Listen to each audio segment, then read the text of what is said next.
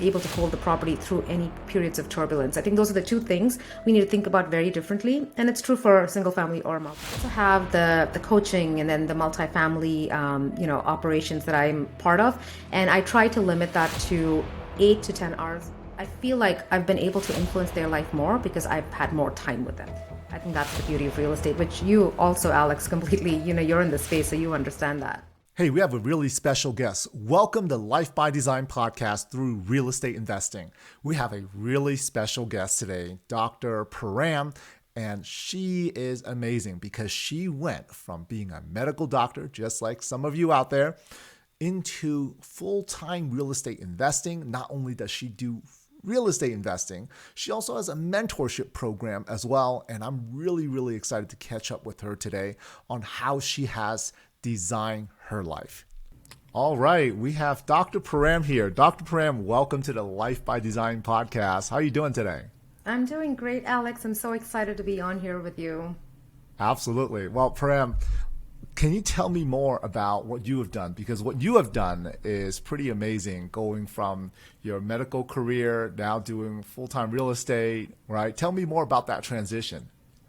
Okay, yeah, that's a story. So I guess I'll start with the beginning. I was doing what most people are taught to do as physicians. So trained, I was working hard. I had a great job. I had 12 weeks vacation, the house on the golf course, $1 million house, so doing everything that you're supposed to do, which is supposed to reflect success.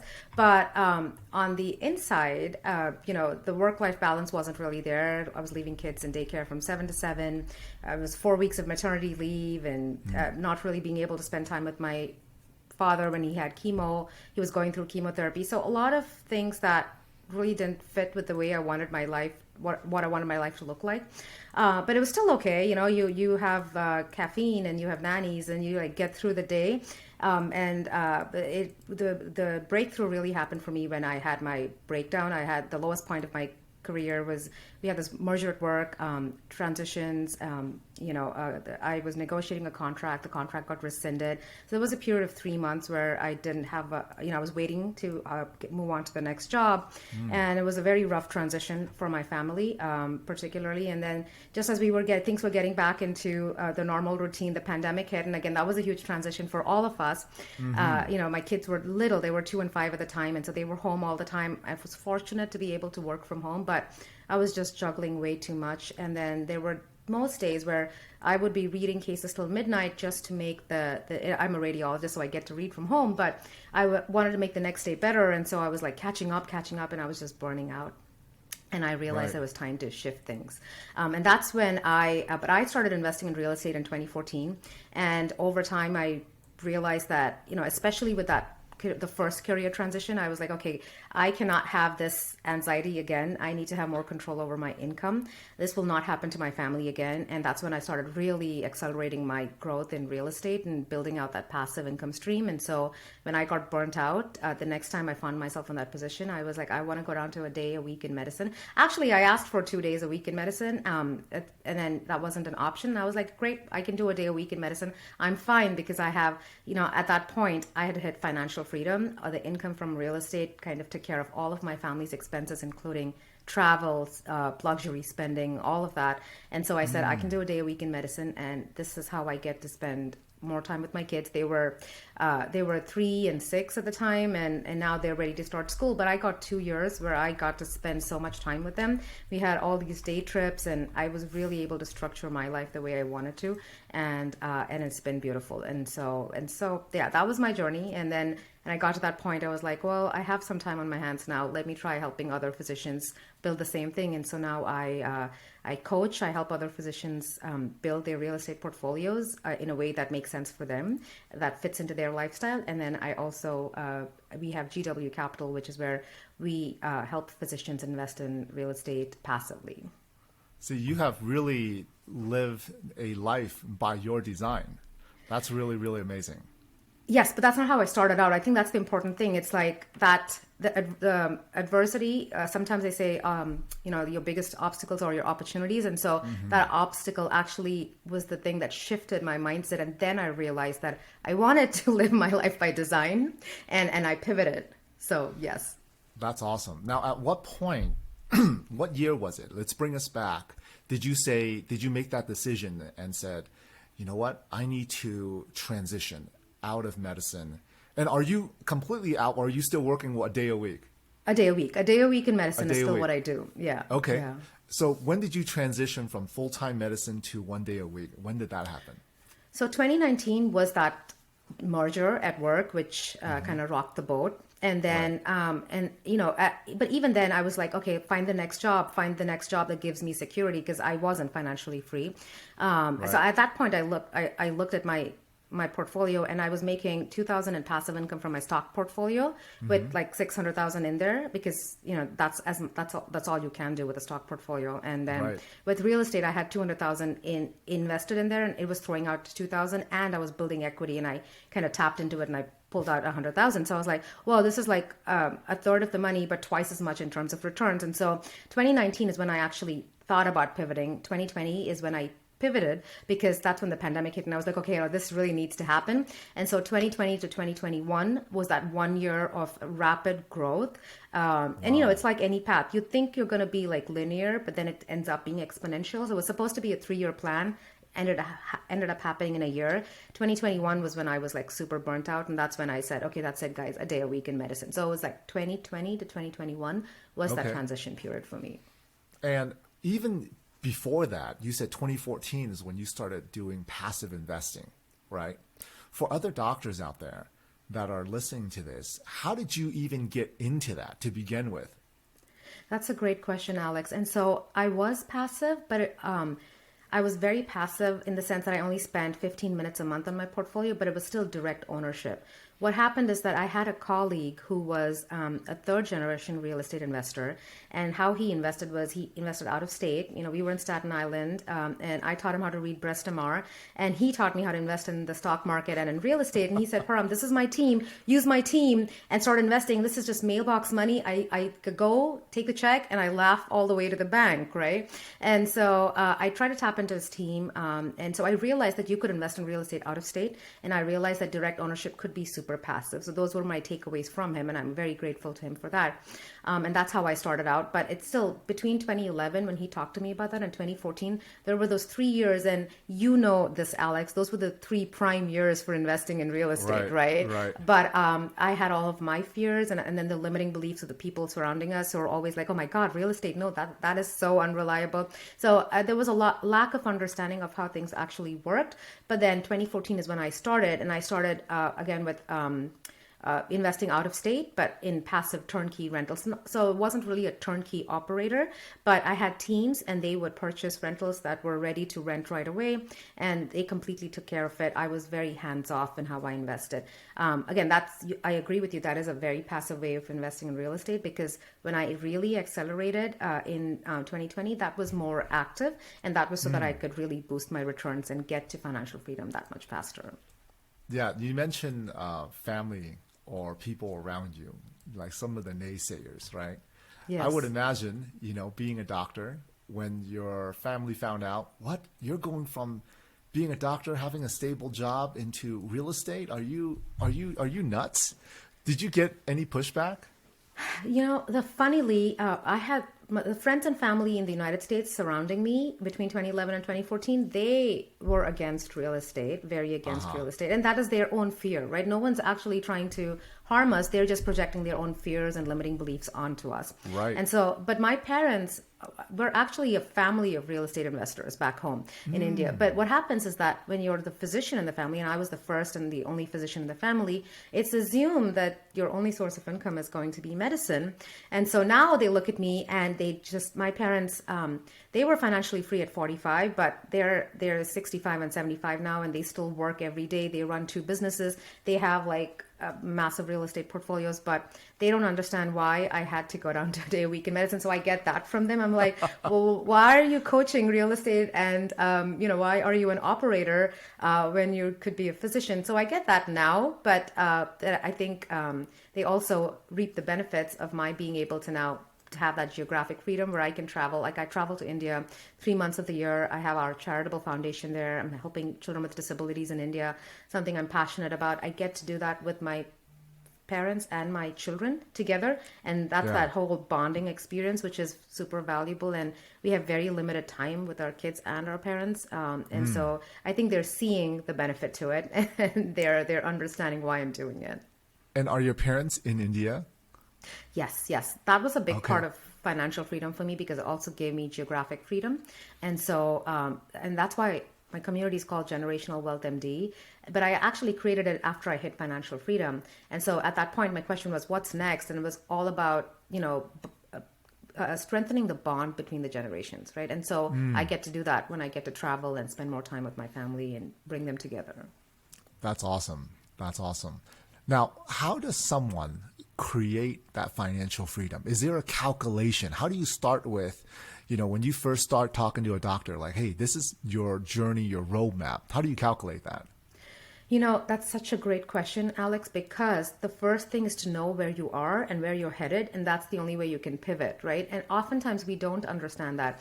And so I actually do a 3-day event twice a year, and I'm actually doing it right now. But I have a financial independence worksheet on my website.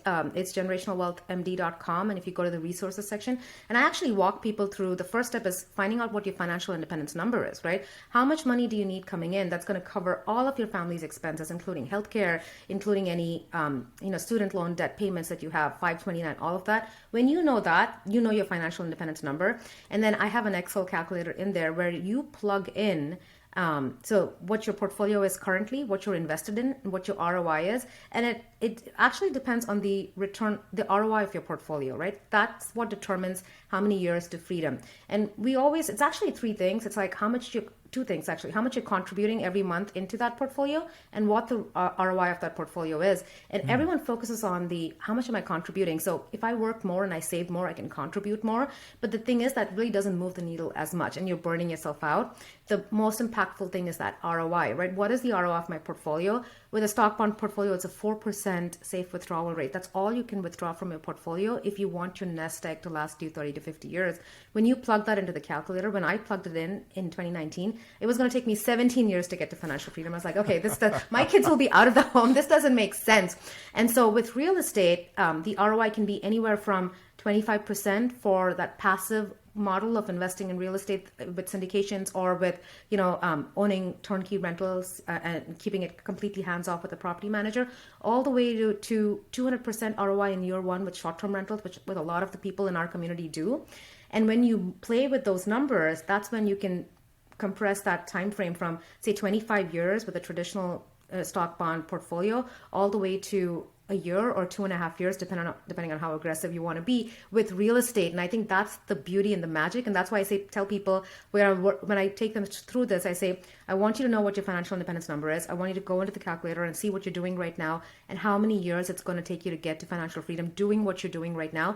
And then plug the numbers in for what you can do with real estate and tell me how much time it's going to take you. And that's the big aha moment. That's when they say, okay, maybe this really makes sense, and that's what gets them started. And then we talk about all the other barriers, which are like, do I have the time? Do I have the money? Is this risky? And how we can navigate that and show them how it's actually less risky than the stock portfolio. But the starting point is always going to be, where am I headed, and where do I want to go, and how do I bridge that gap? Now, in this worksheet tell us where it is one more time, and I'll put it in the link below. Absolutely. It's generationalwealthmd.com. And if you go onto the website, there's the resources section and there's a free financial independence worksheet on there. And I always lead people to it first. I'm like, if you don't know this, then you don't know your why. And when you don't have a strong enough why, you're not going to make the effort to do it or learn more about it. So I think that's a great resource for people who are starting out.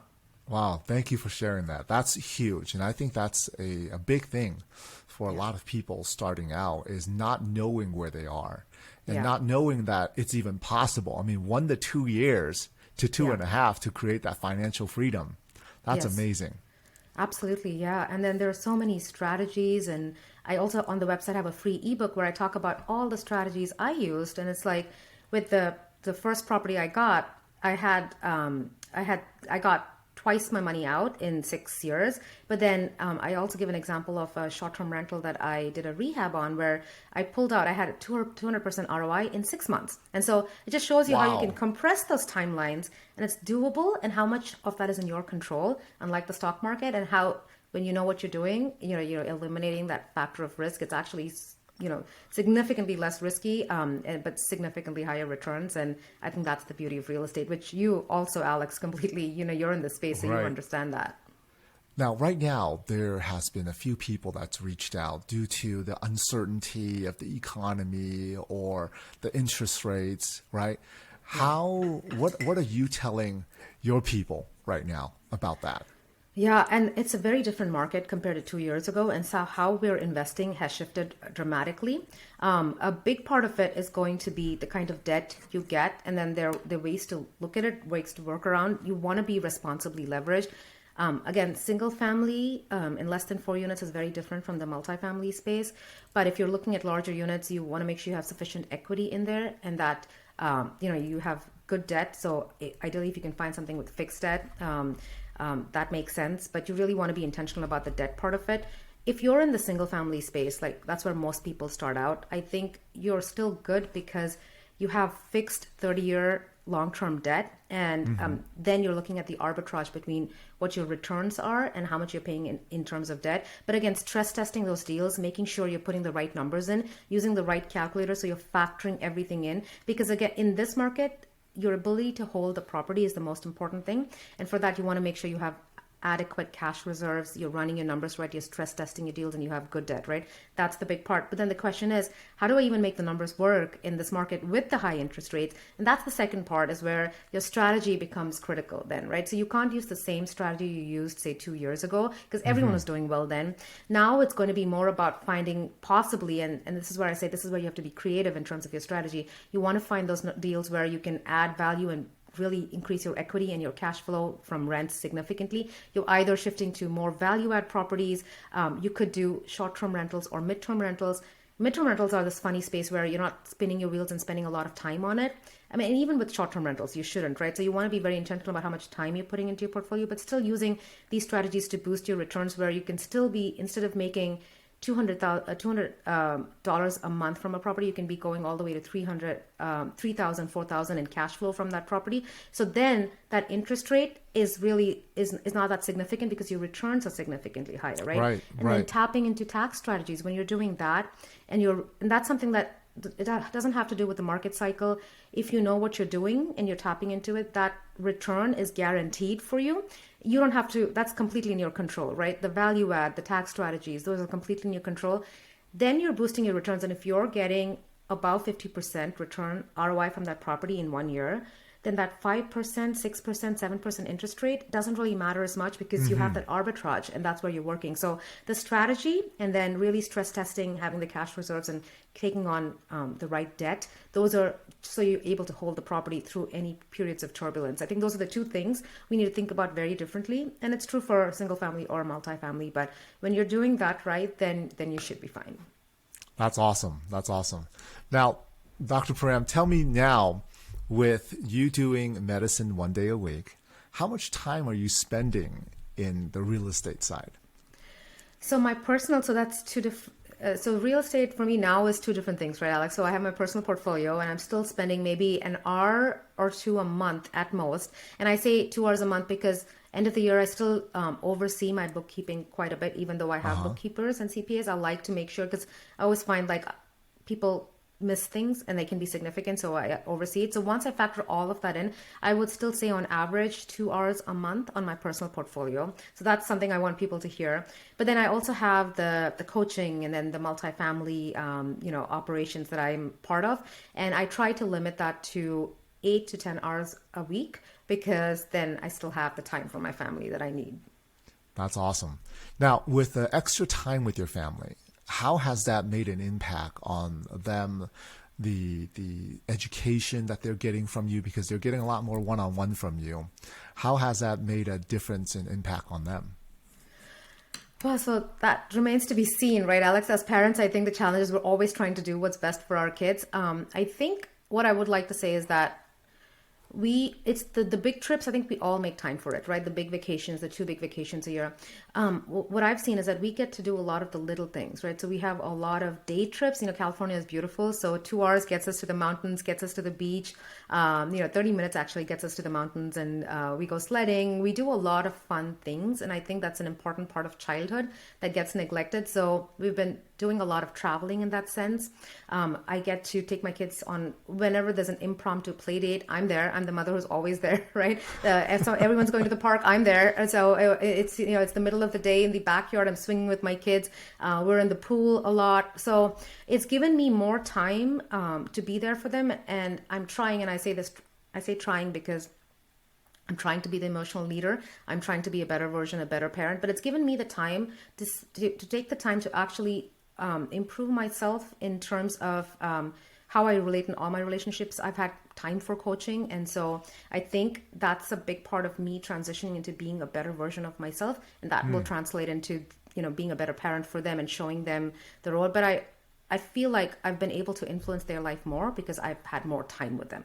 So more time for play, and then more time to be more patient. And because I remember when I was burnt out, I think I would take it out a little bit on the kids because I would get frustrated if they needed my time and attention. But when I have more time for them, I'm able to be more patient with them and talk to them more and be more open with them and influence them. So I'm hoping I'm being a better influence on their life because I've had the time to work on myself and I've had the time for them.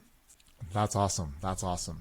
Well, Dr. Param, I'm going to ask you these next few questions, and each question should take, a few seconds to 30 seconds to a minute, depending on how long, right? So the first question is going to be, if you were to identify a tool, right, one tool that someone could use today to help them achieve the financial freedom and at least learn about it, what tool specifically would that be? God, I have to go with mentor, Alex, because I know that I spent a decade doing it, but I could have done it in a year if I had a mentor day one who kind of could have walked me through all of it. Awesome. Mentorship. Awesome. Mentorship. Great. If you could name 3 applications, 3 apps that you're using that's going to help someone through financial freedom, what would those 3 apps be? There's so many. So let's see. I would definitely say QuickBooks Online because you really want to know how to manage your books and keep track of things. I like OwnerRes for the short-term rental space, and Price Labs also for short-term rentals for pricing, and that really optimizes your return. So I think I'll go with those 3. I'm gonna take notes here as well. Absolutely. Now, say if one day you woke up and you didn't have, you've built up to where you are, and everything was gone financially, right? Nothing was coming in. How would you rebuild from the get-go if you were to rebuild starting today? So if I lost everything and I didn't have finances, I think I would be more intentional about creative financing, seller financing, subject to. I'd be very intentional about that because I know now that even if I didn't have the money, I could do it really quickly, and I would build systems. I'd probably work really hard on building teams from the beginning. So creative financing and teams, I'd say, would be the things. Creative financing and teams. Awesome. Awesome. Now, if someone were to look at you from the outside, right, what are the 3 misconceptions about you, yourself? People don't realize that I did this single-handedly. I think that's one thing that I think I want people to see, just because it shows them that they can do it themselves too. And then they may not see all the barriers. Okay, that's good. I still struggle with a lot of mindset barriers. A lot of the struggles that people think they're facing initially, like, oh my God, is this risky? Do I really know what I'm doing? Taking the leap for buying the first property. I still go through a lot of that now, that even if I'm looking at larger properties, the fear is always there. And then you take the step in spite of the fear. I want them to realize that. And then I think people don't realize how many barriers I had to face to get here. As a woman from India, I think there's more cultural pressure. When you are talking about money, you're not a good mother, and there's a lot of labels attached to it. And I fight those things every day, and I learn to ignore them and live in my truth. And I think people don't get to see that part, and I don't talk about it enough. So. Yeah, the fears and struggles, right? Absolutely. Those are huge. People see that you're so successful in what you do, and they don't realize some of the things that you have overcame to get to where you are. Yes, we don't talk about it enough. And I think if we do, because we need to be vulnerable to talk about it, and sometimes it's hard to be vulnerable as physicians, Yeah. and as overachievers. But I think when we talk about it, it helps a lot of people. And so I'm trying to be more intentional about talking about it. Well, thank you for sharing it with me. Yeah. Absolutely. I think those are the questions that I have for you, Dr. Param. Those were great questions, Alex. I had so much fun. I've actually had to think a lot about those answers. Thank you. They're meant to be thoughtful, Yeah. Yeah. Is there anything else you want to share with the audience? How would they get in touch with you? The programs that you are currently doing. Tell me more. Yeah, so I want people to know that it's doable. Like I said, I did this all by myself. Even if you think you don't have the time, money to do it, I say, especially if you don't have the time or money, then that's the person who needs to be thinking about real estate, because otherwise it's going to take you that much longer with a traditional portfolio. I'd highly encourage people to get onto the Generational Wealth MD website, check out the ebook, and check out the Financial Independence Worksheet. I think those are great resources, especially for people who are starting out, but even for people who have a few rentals and are thinking about scaling. The coaching program is something we run twice a year, and the next cohort starts in April. So it's in spring and fall. And I like I said, mentorship is something that I feel like would have accelerated my journey significantly. And so if you're thinking about doing it, you really can compress timelines and get results so much faster if you join a program and educate yourself. So I would highly recommend people do it. I mean, our members are people who know nothing about real estate, and then in 6 months they have multiple short-term rentals, making 6 figures in just cash flow and saving multiple 6 figures in taxes. This is completely doable for you, no matter how little you think you know. There's a path, and you don't have to recreate the wheel. Awesome, Dr. Prem. Thank you so much for sharing. Absolutely, Alex. Thank you so much for everything you do. I love the content you put out. I look at it all the time, and I'm always impressed by what you do. I know you live a life by design too, because I see you skiing all the time and doing all these fun things in the middle of the day, in the middle of the week, and you're truly an inspiration. No, thank you so much. Thank you so much for being an inspiration to other doctors, to other females, and to other women who are growing up, who are growing up in this diverse world, right? Where there are different Asian cultures, Indian. It's that a lot of pressure. Being Asian gets put on you, where Yes. you have to be, doctor, engineer, attorney, right? Yes. I mean, being Chinese and Indian, it's not that different. No, my father knew I was going to be a physician when I was born. It was like that was my destiny. I was like, but I'm grateful for it. I'm sure you are too, right? I'm so grateful. Yeah. I don't see myself doing anything else. I love being in a world where I get to create a world with more birthdays, and that's a beautiful opportunity. But I also like the flexibility in the lives that we've designed for ourselves. Absolutely. That's huge. All right, Dr. Param, thank you so much for being on the podcast. We'll talk to you next time. Thank you, Alex. As you guys can see, Dr. Param is just amazing at what she does with her mentorship programs, her website. Make sure you guys check that out. If you want to watch more videos, check out here and here.